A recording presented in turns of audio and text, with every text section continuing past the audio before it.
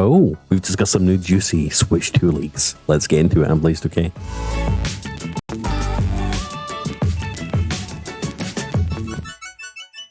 Hey guys, welcome back to another video on Blazed 2K. Hit the like, hit the subscribe, click the bell icon if you're hyped up for the Nintendo Switch. We've just got some new juicy details, but before we do get into them, check the links down below to get $10 off Instacart. If you want to get some groceries delivered to your door, want to order from nearby shops like Dollar Mart, Home Depot, you name it, buy Instacart. We use it. It's fantastic. Get $10 off your first order with a link down below. And also check some other links down below. You'll really like them. There's a lot of cool deals and stuff down below. Anyways, so Switch 2, a website called Mobapad, a third-party accessory manufacturer for the Switch, claims to have first-hand details about the new Switch 2. And I'm not going to lie, I'm a little bit disappointed. I was hoping for more, but let me know what you think in the comments. So let's get into it. So we, like everyone else, are eagerly anticipating accurate information about the Switch 2. In the process of developing the next-gen console controller, Mobapad has also acquired a lot of first-hand information about the Switch 2, and now we're here to share it with everyone. Oh, imagine if it looked like that. I'd be a little bit disappointed. Just a purple Switch. But that does, I like the bezel-less display on it. So, first of all, the Switch 2 will continue to support existing Joycons and the Pro Controller, still equipped with ALPS dual-axis linear motors for HD rumble. Will they suffer with joystick drift? That is what we want to know. I wish they used Hall sensor sticks. I mean, it says they're going to have the same ones, the same dual-axis linear motors for HD rumble. Okay, no, sorry, that they're not talking about the sticks, my bad. Hopefully, we get the Hall sensor sticks that eliminates drift and just provides more accuracy in a smaller dead zone, right? The cartridge slot of the Switch 2 will support backwards compatibility with the physical Switch game cartridges, ensuring compatibility with players' existing game libraries, including digital versions. However, the second generation cartridges may not be compatible with the first generation console. So that's kind of really interesting, actually, that Nintendo aren't just switching to a full digital model. I mean, I think that's a little bit reassuring. If there's one group of people or one group of console owners that really values physical games, it's probably more so Nintendo nowadays. Most Nintendo collectors, well, most Nintendo owners like to buy their games physically still. They're the last bastion of physical game ownership. And I'm sure GameStop's just rubbing their hands going, thank God, Nintendo. Thank God you didn't ditch us like Sony and Microsoft are about to. So yeah, cartridges, there's going to be a new kind, but also the old ones, the original Switch games, we should still work. Now, we did hear some murmurings before, originally when the rumors and leaks about the new Switch started coming out, that maybe not all games were going to be supported, but according to, obviously, Mobapad, that doesn't seem to be the case. They are building in backwards compatibility now. It'll probably have a little notch, though, just to make sure you can't put Switch 2 games into the old Switch, because Nintendo are like that, right? The new version of the Joy-Con is a larger volume, and the sliding rail structure has been changed to a magnetic suction.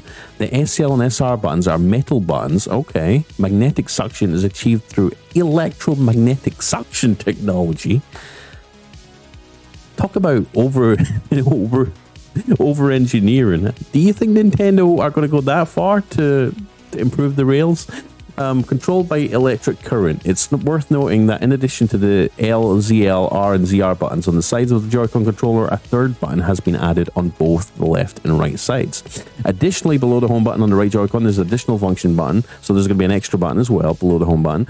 The button of the Switch 2 will still feature a USB-C port for docking, and the new generation dock will undergo minor changes in appearance while enhancing performance, supporting 4K resolution. I'm guessing not for games, more so for media, right? For the Netflix app, if they even have one. The new dock will feature a damping bracket on the back, allowing for greater range of adjustable angles. Yeah, that's cool. The screen will be upgraded to an 8-inch display. Oh, yes. It needs to be 8 inches and OLED, nothing less. After playing with a console like the Lenovo Legion Go that has an 8.8-inch display, let me tell you guys, having a larger display is really nice. It's a huge improvement. It just makes gaming a lot more enjoyable, just being able to see small UI elements and stuff like that. It makes a big difference. You'd be surprised, but it does. But yeah, looking good so far. I'm not going to lie, though. I'm a little bit underwhelmed. I mean, we talked about this in a previous video. Can Nintendo afford to just pump out a Switch 2 with minor upgrades? Can they afford to when we've got alternatives like the Steam Deck, the Lenovo Legion Go, ROG Ally, and obviously Microsoft potentially gearing up to release their own handheld that supports full AAA releases day one?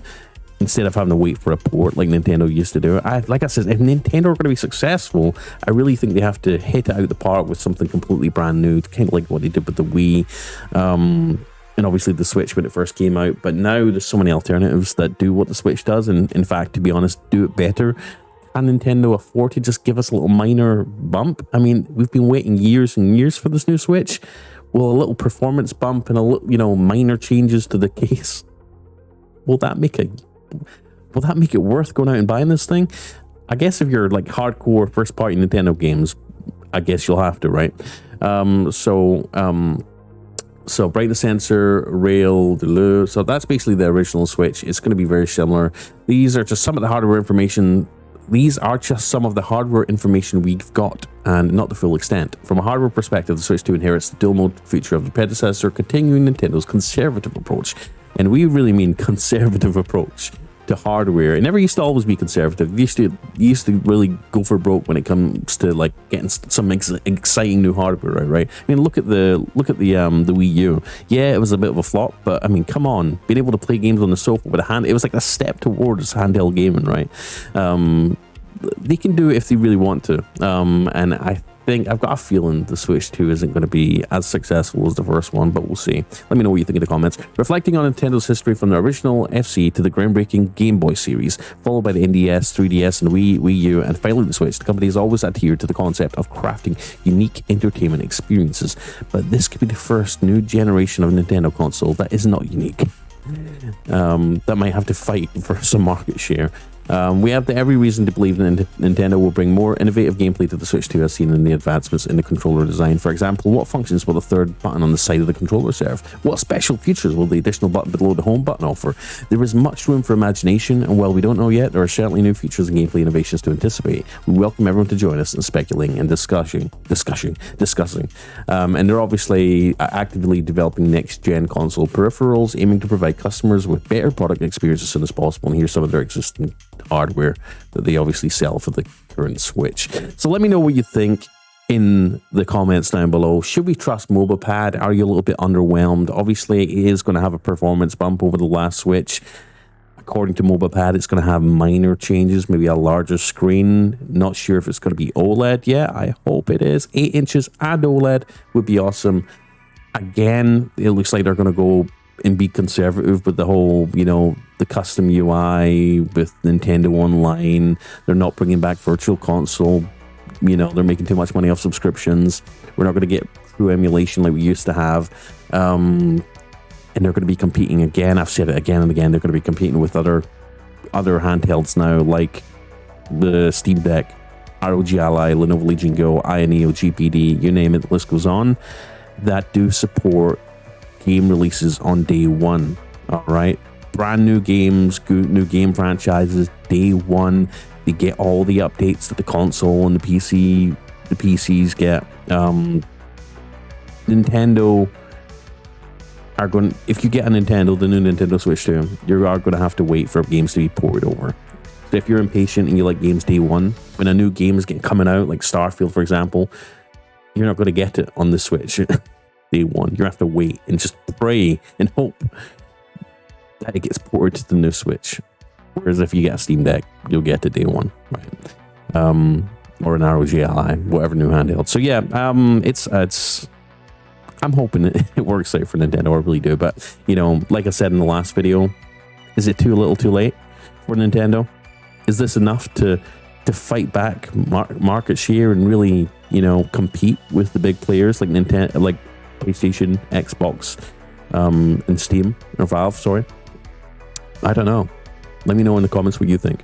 Anyways, guys, thank you for watching this video. Obviously, I've got my own opinion of things, but everyone's got an opinion.